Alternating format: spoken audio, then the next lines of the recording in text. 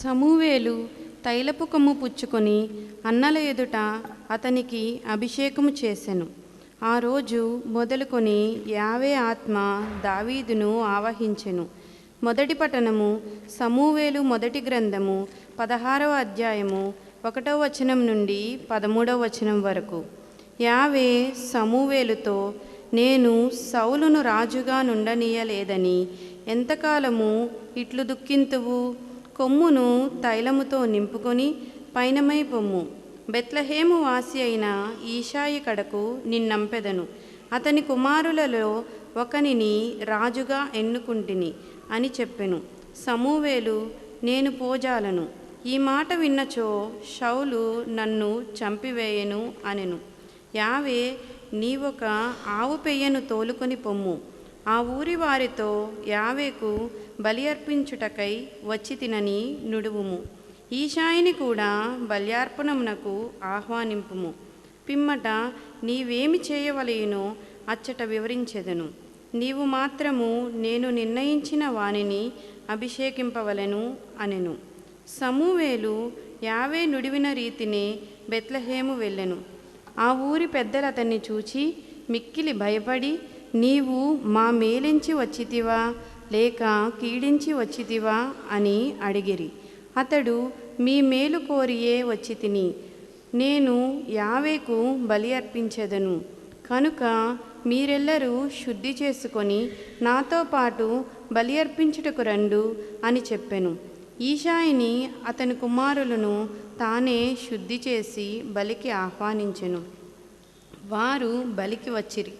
అప్పుడు సమూవేలు ఎలియాబును చూచి, ప్రభువు ఎన్నుకునిన రాజు నిక్కముగా యావే ఎదుటికి రానే వచ్చినాడు కదా అనుకొనెను. కానీ యావే, ఇతని రూపమును ఎత్తును చూచి భ్రమపడకుము, నేనితనిని నిరాకరించి తిని. దేవుడు నరుడు చూచిన చూపుతో చూడడు.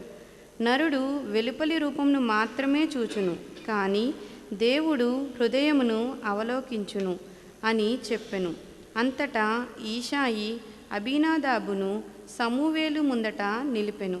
కానీ అతడు, యావే ఇతన్ని కూడా ఎన్నుకోలేదు అని చెప్పెను. ఈషాయి మరల షమ్మాను సమూవేలు చెంత నిలిపెను. కానీ సమూవేలు, యావే ఇతన్ని కూడా ఎన్నుకోలేదు అని చెప్పెను.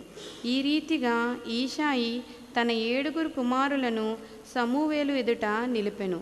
కానీ అతడు, యావే వారిని ఎన్నుకోలేదు అని చెప్పెను. సమూవేలు, నీ కుమారులందరూ వీరేనా అని ఈషాయిని అడిగెను. అతడు, కడగొట్టువాడు ఇంకొకడున్నాడు, వాడు పొలమున గొర్రెల కడ ఉన్నాడు అనెను. సమూవేలు, ఎవరినైనా పంపి కుర్రవానిని పిలిపింపుము, అతడు వచ్చే వరకు నేను భోజనమునకు కూర్చుండను అని పలికెను.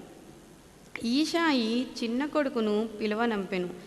అతని మేను బంగారము వలె ఉండెను, కండ్లు మిలమిలా మెరియుచుండెను, అతని ఆకృతి సుందరముగా ఉండెను. అప్పుడు యావే, నేను కోరుకొనిన వాడు ఇతడే, ఇతనిని అభిషేకింపుము అనెను. సమూవేలు తైలపు కొమ్ము పుచ్చుకొని అన్నల ఎదుట అతనికి అభిషేకము చేసెను.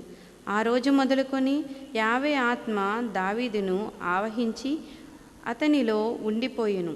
అంతటా సమూవేలు రామాకు వెడలిపోయెను. ఇది ప్రభువు వాక్కు. సర్వేశ్వరునికి వందనములు.